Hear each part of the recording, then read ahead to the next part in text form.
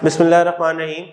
अस्सलाम वालेकुम dear students, आज की हमारी इस वीडियो में जो हमारा टॉपिक हमने डिस्कस करना है दैट इज़ कंपाउंड्स। इससे प्रीवियस वीडियो में हमने वैलेंसी को डिस्कस किया है और उसके दो पार्ट्स हैं, आप हमारे चैनल पे उसको देख सकते हैं। ये बात एक अहम है कि वैलेंसी के टॉपिक के बाद एक अगले पेज पे एक ब्लॉक बना हुआ है जिसके अंदर कुछ एलिमेंट्स दिए गए हैं, कुछ रेडिकल्स दिए गए हैं, वहाँ उनकी वैलेंसी दी हुई है और उनके सिंबल्स दिए हुए हैं। तो वो एक इम्पोर्टेंट टेबल है बोर्ड के पॉइंट ऑफ व्यू से, एमसीक्यूज़ के या शॉर्ट क्वेश्चन के एतबार से वो पूछा जाता है, तो वो भी आपने लर्न करना है। उस टेबल के बाद का जो हमारा टॉपिक है दैट इज़ कंपाउंड्स, तो हम वो कंपाउंड के टॉपिक को आज डिस्कस करेंगे। कंपाउंड के टॉपिक को डिस्कस करने के लिए हम अपने एक कॉन्सेप्ट को रिवाइज कर लेते हैं। मैटर क्या है? Anything that has mass and occupies space, आप उसे मैटर कहते हैं। मैटर की दो फॉर्मेशन होती हैं, एक प्योर फॉर्म होती है और दूसरी इम्प्योर फॉर्म होती है। प्योर फॉर्म को आप सब्सटेंस कहते हैं, जबकि इम्प्योर फॉर्म को आप मिक्सचर कहते हैं। सब्सटेंस को आप दो हिस्सों में डिवाइड करते हैं, एक कहलाता है एलिमेंट और दूसरा कहलाता है कंपाउंड। तो ये बताने का मकसद ये है कि आज हमने कंपाउंड को चूँकि डिस्कस करना है, तो कंपाउंड एक सब्सटेंस है और ये मैटर की प्योर फॉर्म है, ठीक है। तो अब ये कॉन्सेप्ट हमारे पास चूँकि प्रीवियस है, अब हम थोड़ी सी बात करेंगे कंपाउंड के बारे में। तो आप क्या कहेंगे कि कंपाउंड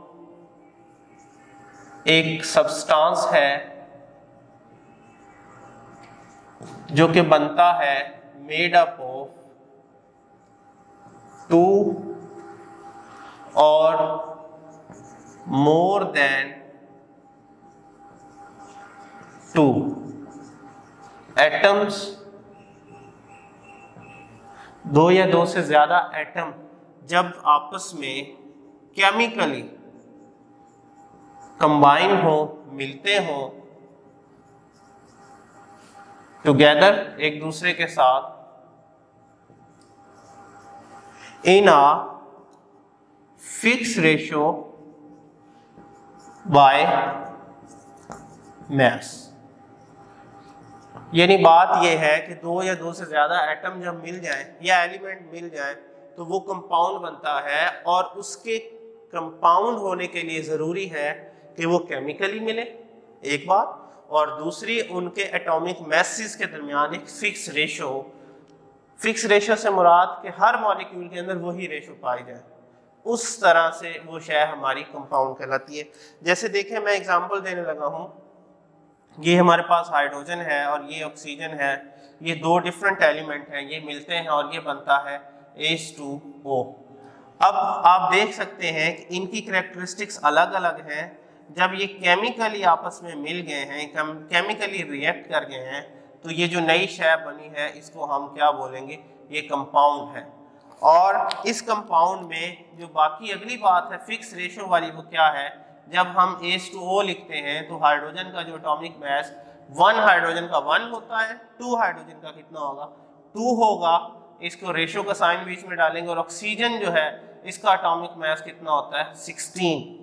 तो आप कह सकते हैं कि पानी के एक मॉलिक्यूल में 2:16 की रेशो मौजूद है हाइड्रोजन और ऑक्सीजन के दरमियान। ये और सिंपल हो सकती है, ये 2 के टेबल पे कैंसिल होते हैं दोनों नंबर, 2 1s are 2 होता है और 2 8s are 16 होता है।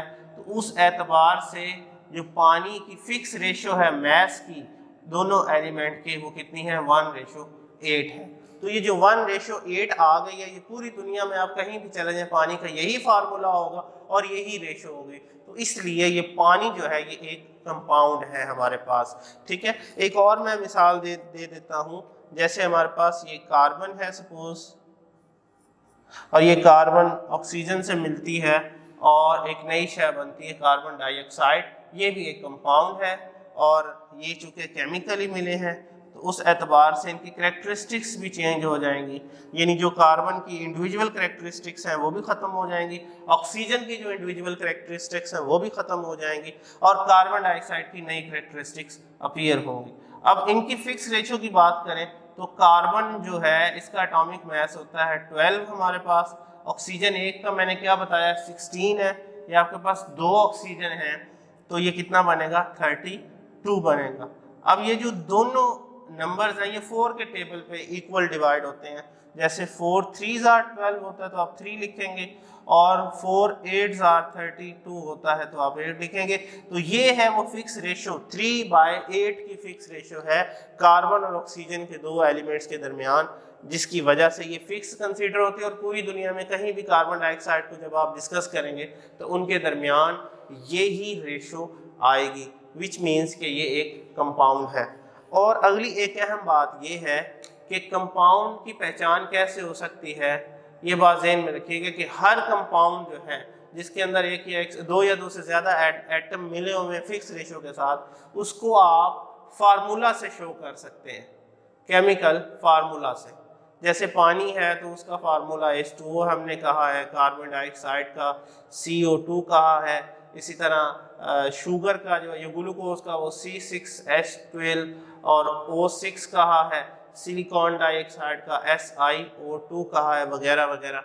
ये सब कंपाउंड है, ठीक है, ये फिक्स रेशियो कैरी करते हैं अपने अंदर और ये पूरी दुनिया में कहीं भी आप इनको स्टडी करेंगे तो इनके दरमियान यही फिक्स रेशियो होगी। तो आज की इस वीडियो में हमने सिर्फ कंपाउंड के बारे में पढ़ना है, हमारी नेक्स्ट वीडियो में हम क्लासिफिकेशन ऑफ कंपाउंड्स को डिस्कस करेंगे। तब तक के लिए अपना ख्याल रखिएगा, अल्लाह हाफिज़।